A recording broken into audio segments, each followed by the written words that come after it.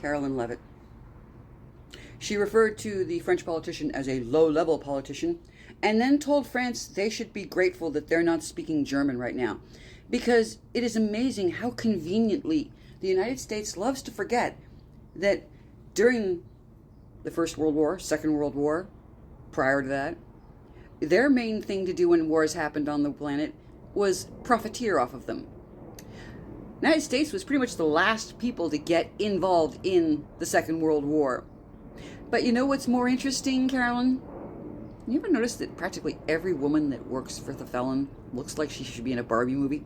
Sorry, digression. If it wasn't for France, you'd be speaking British English. Yeah. Because if it wasn't for France being around and helping the United States fight off England, you would never have been able to declare independence. But hey, I have said so often, bigots and reality often do not go together. All this has to do with how the United States is treating what are supposed to be allies. The blooded felon is now trying to claim that he never said that he would be more in tune with Poilievre. The fact that he referred to Justin Trudeau and the Canadian politicians that he's been dealing with as nasty, and they lie all the time. And there wasn't a mirror around when he said it, amazingly enough, because Canada's known for a lot of things.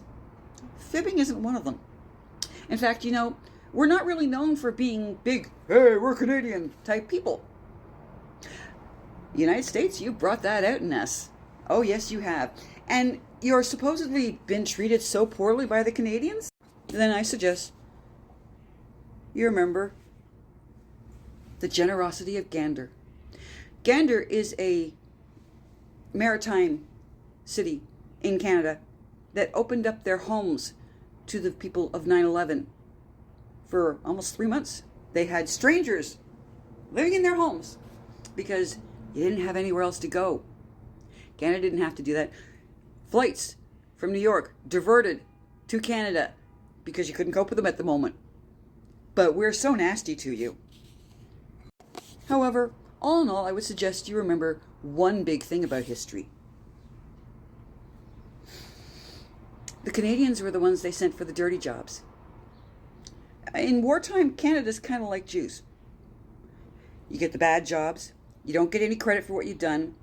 But they'll talk about how absolutely vicious your tunnelers are if they happen to meet the enemy coming the other way. Hand-to-hand combat in a tunnel, that's a Canadian for you.